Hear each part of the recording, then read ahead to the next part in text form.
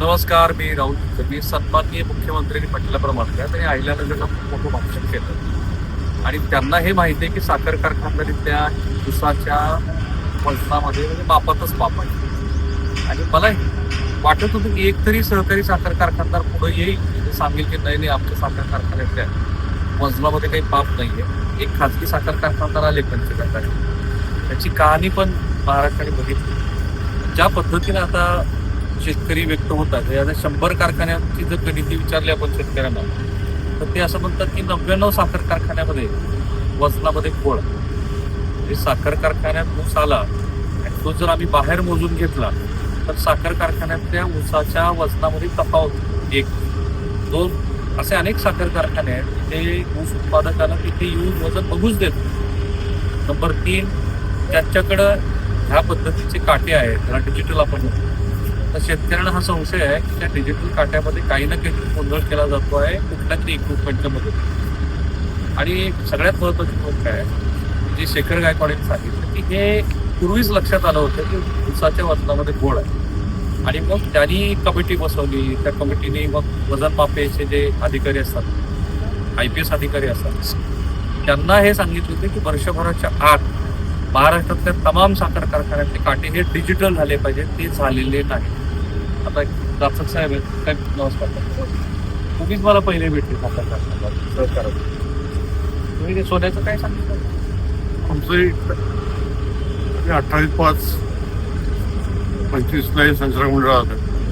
त्यानंतर आम्ही सर्वांनी काही काम करत असताना आमच्या काट्या बाबतीत हा कारखाना पहिल्यापासून चूक आहे. आमची टॅगलाईन आहे, वजन चूक पैसे रोख आणि छत्रपतीनं उद्या बिंदू. वजन चूक पैसे रोख आणि छत्रपतीनं उद्या बिंदू.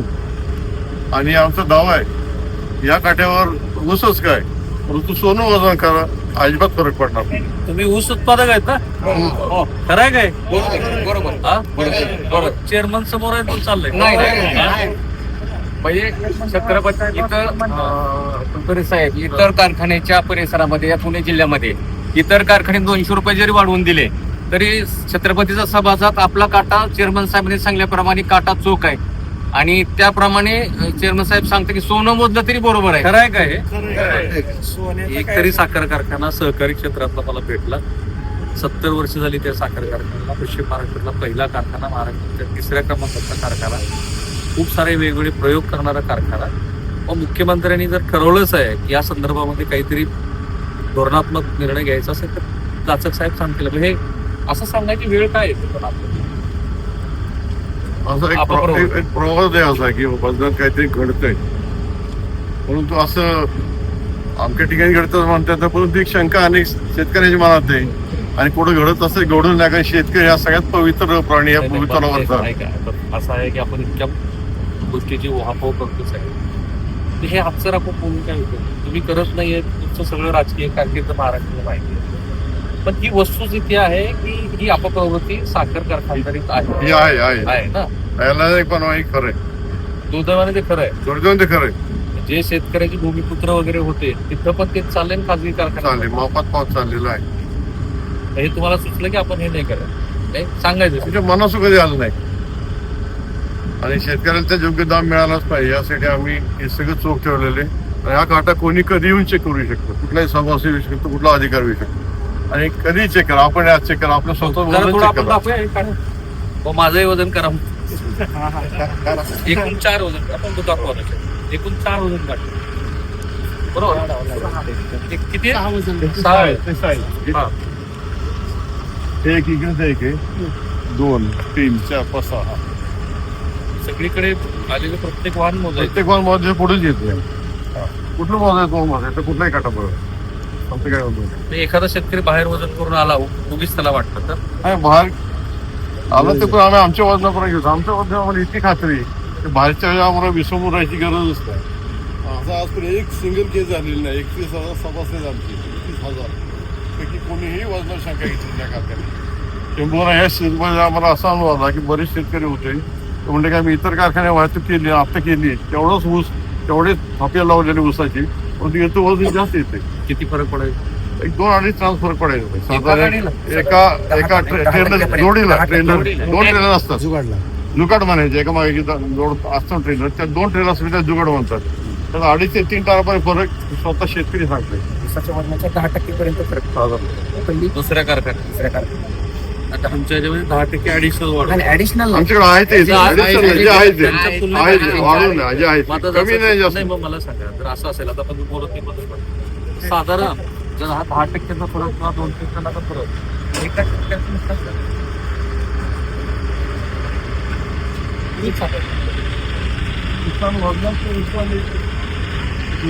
साखरदार होणार आहे कारखान्यात एक फायदा होतो त्यात बाकीच्या प्रवृत्ती होतात वजनात मारायचे तेवढी साखर शिल्लक दिसणार सगळं आहे तर बऱ्याचशा गोष्टी आहेत त्यातून शेतकऱ्याला मात्र फार मोठं नुकसान होतं हे व्हायला नाही पाहिजे बळीराजा जागलंच पाहिजे त्यात माप गती मिळालंच पाहिजे आज मी आताच म्हणतो की 3500 रुपये मिळाला तरी ऊस परवडत नाही मात्र मी एक शेतकरी म्हणून मत माझं पण हे सगळं बघता की एवढं खर्च इतके वाढले इतर गोष्टी ते देताना शक्य नाही. पण एका गाडीला जर 7,000 रुपये नुकसान होत असेल एकरी किती नुकसान हा, मोठं नुकसान आहे खूप मोठं नुकसान पुन्हा असं वजनात तुम्हाला तूप काढायचे तर रिकव्हरी पण गोळ घालायला लागेल. सगळंच होतं ना जी गाडी 12 टन बसते ती 10% दिसली की रिकव्हरी वाढून दिसणार सगळं ते अकाउंटिंग वेगळं असतं ते आता काय त्यामुळे माहित नाही त्याचा मी अभ्यासही केला नाही कधी गरजही पडली नाही नाही असं आहे की तुमच्या क्रेडिबिलिटी बद्दल काही बारामती परिसराला वगैरे सांगण्याची गरज नाही. होय तुमचं राजकीय पार्श्वभूमी माहिती आहे तुमचं बीएससी शिक्षण आहे तुम्ही पारदर्शी कारभार केलेला आहे सगळ्यांना माहिती आहे पण ही अपप्रवृत्तीची एकदा चर्चा खोलून झाली की एक तर शासकीय बंधन आलं पाहिजे ते सगळे काटे डिजिटल व्हायला पाहिजे आणि या काट्यात कुठलाही फरक म्हणजे काय अगदी चेक करायचं झाले काय झालं तर याची डायरेक्ट पहिली वॉर्निंग साखर ऑफिसला गेली पाहिजे कुठला साधा नटचा हरवता नाही आला पाहिजे एखादा काटा बंद असला किंवा चुकीचं काय असलं तर तो काटा बंद ठेवला पाहिजे भले कारखान्यात त्यात थोडं वही झालं ते चालेल परंतु काटा शासकीय कोण आल्याशिवाय हे करून उपयोग होणार नाही चेक केल्याशिवाय सहकारी साखर कारखान्यात 2 अपप्रवृत्ती झाल्या एक तर ऑडिट हा विषय वेगळा आहे पण ऑडिट आता कारखान्याकडे दिले करायला पूर्वी सरकारी ऑडिट असतात ते सरकारी ऑडिट व्हायला पाहिजे सहकारी कारखान्यात निघलेला प्रत्येक चेक हा साखर याच्याकडे दिसला पाहिजे अशा पद्धतीने चाललं तर सहकारातून 2 पैसे जास्त मिळते किंवा पूर्वी खाजगी कारखानदाराकडे टाइम मिळतात म्हणून सहकारी सुरुवात झाली ना दैनवा गाडगे वैकुंठ मेहता विखे पाटील यांनी मंत्र दिला तो मंत्र म्हणजे सहकाराचा मंत्र आहे त्यातून शेतकरी बरेच चाललं सुरुवातीला बरेच चाललं पण नंतर आता या गोष्टी व्हायला लागल्या. ऑडिटचा विषय त्यांनी सांगितला होम ट्रेडचा घोटाळा व्हायच्या आधी नागपूर वर्धा धाराशिव तेव्हाचा उस्मान जिल्हा 6-7 बँका ज्या अडकल्या होम ट्रेडमध्ये तर त्याचं आधीचं ऑडिटचं रँकिंग AA+ होतं AA+. नंतर लक्षात आलं ते सगळं फ्रॉड होतं त्याच्यात काही 10,000 कोटीच्या पुढे गेला तो नंतर तो होम ट्रेडचा घोटाळा.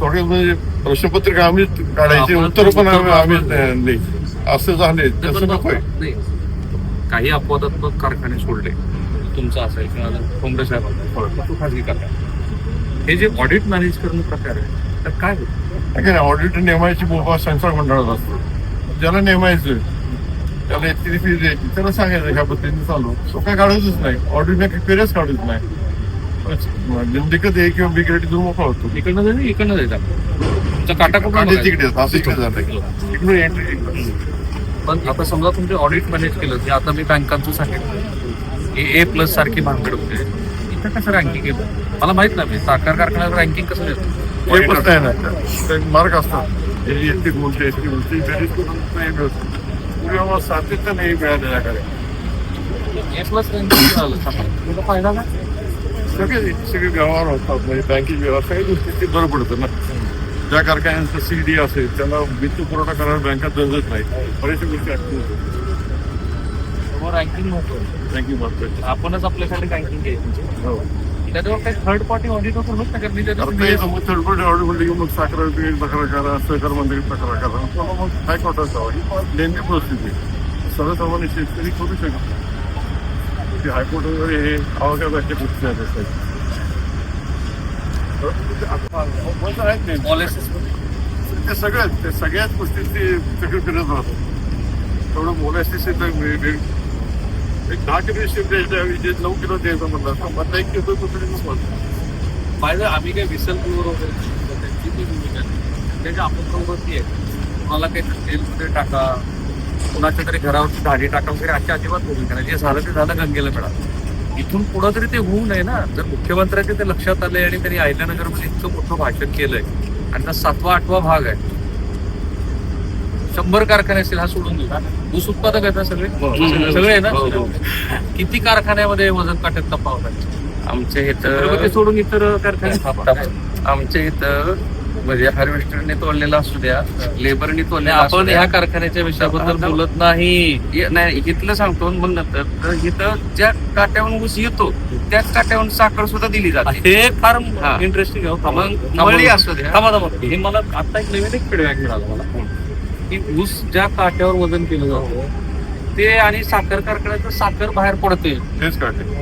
पण तुमच्याकडे आहेत, इतर कारखान्यामध्ये नाही. ती काय प्रकार? हा काय प्रकार? मोठी माणसं काय करतात, कसं कंट्रोल तर आहे ना असं. काही ठिकाणी असं होतं. मुख्यमंत्र्यांच्याकडे जाणारच आहे ते व्हिडिओ, ते बघतच आहेत. तर साखर कारखान्यामध्ये बाहेर जी साखर पडते त्याच्यासाठी वेगळे वजन काटे आहेत.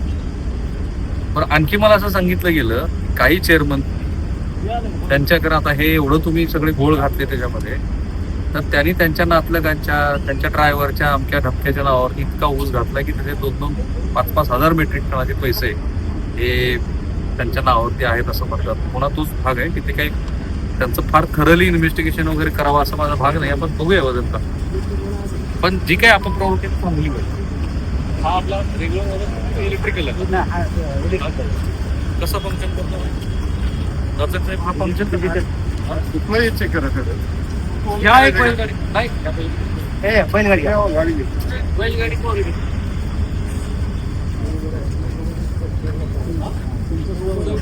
माझं 70-72-73. ठीक आहे, बघू माझं एकटाच उभारतो जरा. साधारण तुम्ही पुढे पण तुमचं वजन आम्हाला सांगा. 3 किलो कमी झालं. डाएट मला उपयोगाला पाहिजे. अॅक्युरेट आहे ते मला. हा, आता कॅमेरामध्ये आमच्या पाय ठेवा जरा. ते पुन्हा एकदा जरा सोन्याचा मुद्दा सापडला. काय म्हणायचं? सोनं या कशाचं तुमचं स्लोगन काय? वजन चोक, पैसे रोख आणि छत्रपतीला कारखाना छत्रपतीला ऊस द्या बिंदू. ते सोन्याचं ग्राम पण बोललं. आमचं सोन्याचं ग्राम वजन करा. तुमच्या चष्म्याची केस सगळेच बाहेर सरकार सगळे एकच जर तुम्ही पण जातात सर. एकच मिनिट. सगळेच बाजूला आहे. हा प्रयोग नाही, त्याचं नाही झालं. ग्राम मध्ये असेल तर अगदी मोजायचे 1 किलो मध्ये 1 किलो वजन टाकून बघू. 1 किलो कॅमेरा 1 किलो आहे सारखा जरा मला कॅमेरा ठेवून बघितला आम्ही. 10 किलो पर्यंत आलं की 60 ग्रामचं काहीतरी वजन. मुद्दा एवढाच आहे. काय बरोबर वजन नाही, ठीक आहे, रंजकतेचा भाग नाहीये. मुद्दा एवढाच आहे की आता ही महाराष्ट्रामध्ये मुवमेंट बनलेली आहे. ही जी चळवळ आहे ना, हे एक सहकारी साखर कारखान्याचं एक उदाहरण, एक खासगीतलं उदाहरण मी तुमच्या समोर मांडलंय आणि मुख्यमंत्र्यांनी आश्वस्त केलेलं आहे की या संदर्भामध्ये ते धोरणात्मक निर्णय घेणारच आहे. मी पुन्हा सांगतो, कुठल्या स्पेसिफिक कारखान्याला टार्गेट करण्यासाठी या साखर कारखानदारी मला माहिती आहे ती अडचणीत आहे. तेच म्हणाले की FRP, कारण गुजरात बरोबर जर तुलना केली, गुजरातमध्ये 4,000 5,000 इतका भाव देणं शक्य आहे, कारण प्लेस लोन त्यांना घ्यायचं नाही. तिथं जी इन्व्हेंटरी आहे ते लोक ठेवू शकतात. सहकार चळवळ तिथं अजूनही जोपासली गेलेली आहे. तिथं दूध, तिथं अमूलसारखा एवढा मोठा ब्रँड आहे, 70-75 हजार कोटी रुपयाचं जिथे अॅन्युअल टर्नओव्हर आहे, त्यांना ते परवडू शकतं. आपल्याकडे ते परवडत नाही. साखर कारखान्यामध्ये तुम्ही मला खूप इंटरेस्टिंग गोष्ट सांगितली की साखरेची डिमांड कमी होती. झाली ना, 4% राहायचं होतं, कमी होत चालू आहे. आणि लोकांना आता डायबिटीस किंवा थोडंसं सत्परले शुगर खाण्याकडे हे आहे, तर वाढत जात आहे. सत्परले शुगर तर तुझी काढायची म्हणली त्याचा क्वांटम किती हाय परिस्थिती आणि सारखं आहे नाही, ओबेसिटी वगैरे सगळं डायबिटिक वाढलेलं आहे. त्यामुळे खूप थांबलं. साखरेची मागणी कमी झाली का स्टेबल? स्टेबल स्टॅग्नंट आहे. तिथं 4%, दरवर्षी 4% वाढायची पूर्वी. वाढायची तर गेल्या किती वर्षापासून? गेले 8-10 वर्षात वाढलेलं नाही अजिबात. त्या व्यवसायात सगळ्यात मोठं इंगित हेच होतं की देशात तयार होणारी साखर सगळी देशात खपत होती. त्यामुळे साखर चांगलं चाललं. नंतर निर्यातवरी चालू झालं. आणि पूर्वी आपल्याकडे इम्पोर्ट एक्सपोर्ट कॉर्पोरेशन होतं, एक शिवाजीराव गिरीधर पाटील चेअरमन होते.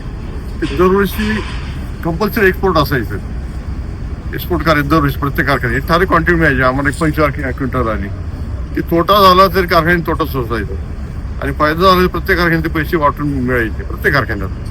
त्यामुळे व्हायचं काय की परत इंटरनॅशनल मार्केटमध्ये आपण एक रेग्युलर सप्लायर म्हणून आपलं नाव होतं.